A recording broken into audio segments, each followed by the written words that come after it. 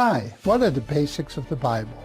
In this video, we're going to go over some of them, including a few that most people don't know. So you might be surprised at some of them. So take a few minutes and watch till the end.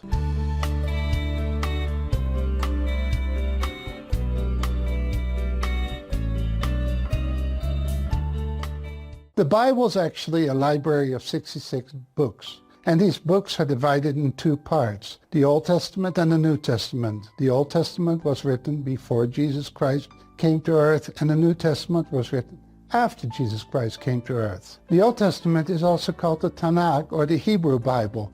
Generally, Jewish people who aren't Christians don't accept the writings of the New Testament because they don't see the Lord Jesus Christ as their Messiah. The Tanakh consists out of 24 books, which are the exact same as our 39 books of the Old Testament. The reason for the difference in the number of books is because several books are combined into one book in the Tanakh. The Tanakh, or the Old Testament, consists out of three parts. The first part is the Torah. The Torah is also called the Pentateuch in Greek. These are the 5 books written by Moses. They deal with how God created the world and everything in it. He created mankind who rebelled against God and had to wipe out the entire civilization through a worldwide flood. Then the Torah, or the law, shows how God chose Abraham to be the forefather of his nation Israel, which consisted out of 12 tribes. It shows how the Israelites went to Egypt, where after hundreds of years they were enslaved.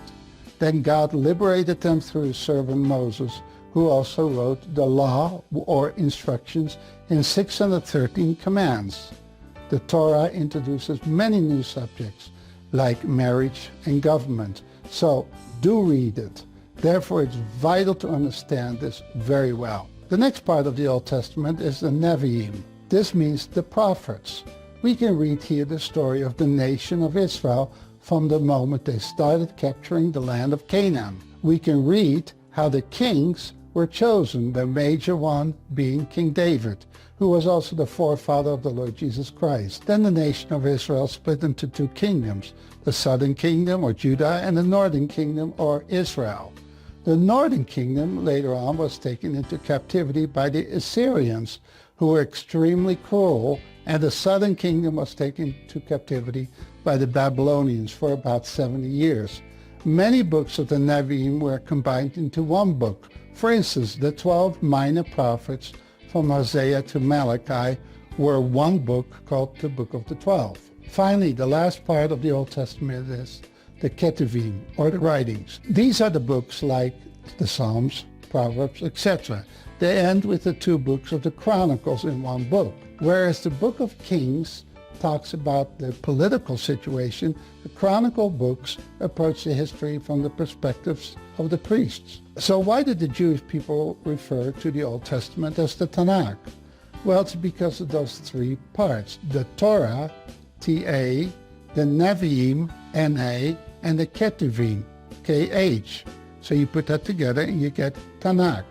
That was the Old Testament. Of course, they didn't have a New Testament. They don't believe in it. So there is no Old Testament for them. Then we got the New Testament. Now the New Testament consists out of 27 books. The first 4 books are the 4 Gospels. They deal with the life of Christ.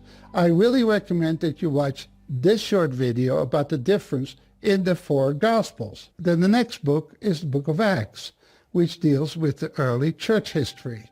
Then there are 13 books which are written by the Apostle Paul. He wrote instructions to 7 churches. Then he also wrote instructions to Timothy, Titus, and Philemon. Then we got the book of Hebrews. Many people believe that Paul wrote this book, but we don't know for sure. But that has instructions for Jewish believers. After this, there were 7 very short books written by James, John, Peter, and Jude. Finally, we got the book of Revelation, written by the Apostle John. Revelation 1 verse 19 is a key verse of the book. We can see that the book is about the past, things which were, chapter 1, the present, the 7 churches that John wrote to. Yes, both Paul and John each wrote to 7 churches, and you can find that in chapters 2 and 3, and the future, chapters 4 through 22. I hope this helped you. Be sure to watch this video next to really get a good overview of the four Gospels. God bless you. Bye-bye.